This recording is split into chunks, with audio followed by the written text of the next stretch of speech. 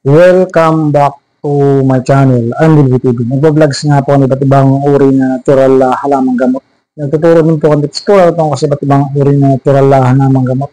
At nagturo din po ng mga bawal kainin, bawal inamin, at bawal gawin sa araw-araw or habit sa araw-araw para makaiwas po kayo sa mga sakit. Kung bago lang po kayo dito sa channel ko, pwede pong pakihingin ng tulong, pakisubscribe, pakilikes, and pakishare po sa friends and family kung mahilig sila dito sa ginagawa kong pag-tutorial, pag-vlogs ng iba't ibang uri ng natural na halamang gamot. Thank you for new subscriber, new viewer. Thank you for all subscriber, all viewer. Maraming salamat po sa inyong suporta. Sana po ipatuloy niyo suportahan natin para lalo po din mag-grow.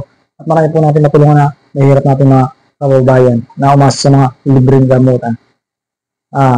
Ang tutorial ko po ngayon, yung tungkol sa pagtatai. Kayo po ba ay may experience na sa pagtatai? Kung saan nanggagaling yung pagtatai or sobrang pagtatai or umabot na sa pagkamatay or pitki-pitki na dahil naubusan ng tubig sa katawan. At ituturo ko rin po yung mga bawal kainin sa huli, pre.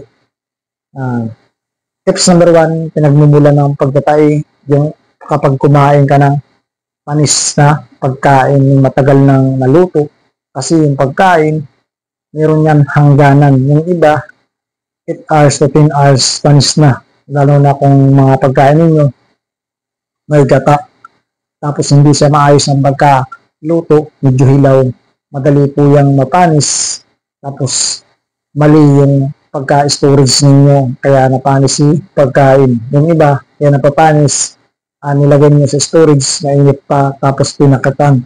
Yung iba naman, mali yung pagkakaprocess na pagluluto, kaya madaling mapanis si pagkain.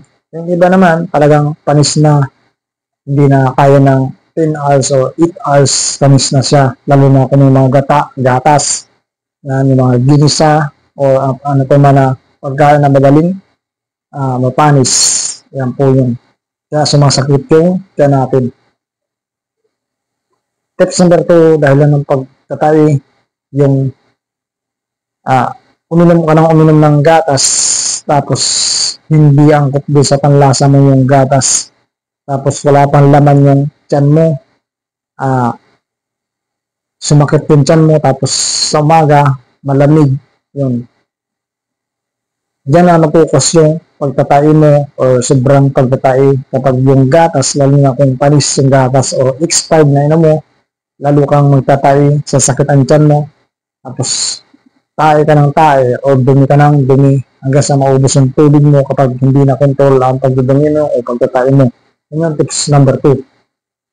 Tips number 3, dahilan ng pagtatay, yung galing ka sa CR, galing ka sa public toilet, galing ka sa labas, kumawa ka sa mga handle ng jeep, kumawa ka sa mga handle ng train, umawa ka sa mga handle ng airplane, umawa ka sa mga handle ng mga stair, umawa ka sa mga pintuan ng public toilet, umawa ka sa pera na coins, umawa ka sa pera na papel o paper money. Diyan, yung lahat na yan na nasabi ko, diyan yung nagkukos din ng pagtatay natin, lalo kung bata. Kapag natimpuan mo yung sobrang bakterya na nakapitan mo yung mga handle, example, may bakterya pa lang, milyon na bakterya, tapos bigla kang kumain, hindi ka nakapaghugas ng kamay, nakakamay ka pa sa pagkain, tapos ang daming bakterya pala na pumasok sa tiyan mo or sa bituka mo. Ang mangyayari niyan, magtatay ka ng magtatay. Kung hindi makontrol yan, panghihinain ka hanggang sa tubig na lang idumi mo o itayin mo. Yun yung tips number 3, kaya nagtatay bata, matanda. Tips number 4, dahil ng pagtatay, paggamit ng mga gadgets. Naniniwala kayo? Pwede kayo magtay kung kayo naghahawak ng gadgets. Ano mga gadgets? Cellphone, laptop, iPad, monopod, tablet, computer, yung lahat na yan, pwede kayong magtai o magdumi kayo, magbululos kayo, or panginain yung katawan ninyo o pasukin ng bakterya yung katawan ninyo. Alam niyo bakit? Galing kayo sa CR. Lahat ba kayo galing sa CR? Naghuhugas ng kamay pag galing sa CR, lalo na kung dumumi kayo? Totoo ba? Naghuhugas kayo o hindi? Comment. Yung karamihan nga sa nag-CR, di ba yung mga lalaki? Karamihan kasi sa nag-CR, yung mga lalaki hindi na naghuhugas. O ilang percent lang hindi naghuhugas ng lalaki, di ba? Kapag nag-CR, lalo na kung dali-dali ka or may pupuntahan ka o diretso ka doon sa CR, nakakalimutan ng iba na maghugas ng kamay, magsabon ng kamay, lalo na yung CR na pinag-CRan mo, walang sabon, wala alcohol. Siyempre, hindi na maghugas ng kamay yan. O, kung diretso ka, yun. Doon mo makukuha po uh, yung mga bakterya na pwedeng magtae kayo o sanhi ng pagtatae. Galing kayo sa CR, tapos hindi ka naghugas ng kamay, kumain kayo, kamay. Ganon din yung kung galing kayo sa CR, pag galing nyo sa CR, nag-cellphone kayo, touchscreen yung cellphone, gumamit kayo na ng laptop, keypad laptop, monopod, iPad, diba? Computer, diba yung gamit yung daliri.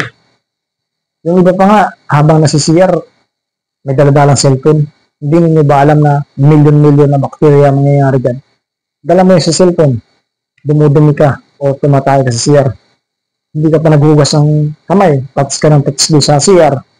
Ngayon, siyempre yung kakaliwa mo, paghugas mo ng dumi mo, ay kung nakalimutan mo maghugas ng kamay, siyempre mapupunta doon sa cellphone mo, sa screen ng cellphone mo, katatats mo, tapos meron ka palang anak, pagdating mo sa bahay, pinalaruan mo sa anak mo, yung cellphone, itatats din ng anak mo yun, million ng bakterya makukuha ng anak mo o yung bata, ganun din sa iyo. Wala kang kalam-alam na galing doon sa CR, tapos daladala mo sa cellphone, napunta doon sa anak mo, nadala mo hanggang sa bahay yung mga bakterya o germs na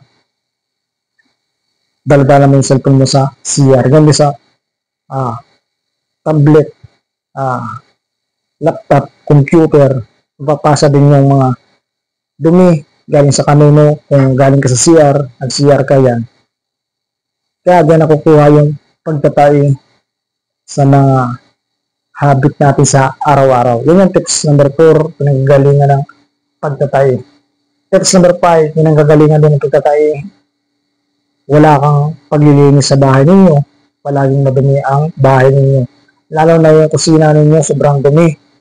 Yung CR ninyo, sobrang dumi. At yung sala ninyo, sobrang dumi. Hindi na nagpupunas ng sahig. Kailangan, yung lahat na yan, unang-una, lalo na yung kusina, dapat yun yung pinakang malinis sa tahanan. Sunod yung CR, sunod yung hapagkainan, then yung tulugan, huli na yung sala. Sa atin mga Pilipino, baliktad. Yung sala yung pinakamalinis, tama po ba? Comment. Yan po, unang-una po ang malinis dapat kitchen, CR, hapagkainan, then yung tulugan, huli na yung sala na tanggapan ng bisita. Yan po yung tips number 5 na dapat na malinis, pinagmumula ng mga dumi para hindi tayo magtae kung yung bahay natin sobrang dumi, yung mga gamit natin sobrang dumi. Pagmumulan din po yan ng pagtatay. Tips number 6, pinagmumula ng pagtatay. Yung kasama mo sa bahay niyo, yung halo-halo, may pusa, may aso, tapos nakakalat yung dumi, hindi mo nililinis. Pwedeng yan, kapag humapon yung langaw doon sa dumi niya, pupunta rin doon sa pagkain mo. Kung may nakatiwang-wang ka na pagkain, pwede yung panggalingan ng pagtatay mo or diarrhea. Yung mga dumi ng hayop, dumi ng aso, pusa, at yung sobrang dumi nga ng bahay. Yan yung tips number 6 na dahilan ng pagtatay o cause ng diarrhea na pwedeng magkasakit tayo o umabot tayo sa 50-50 o ma-hospital o pwedeng mamatay kapag naubusan ng tubig sa katawan.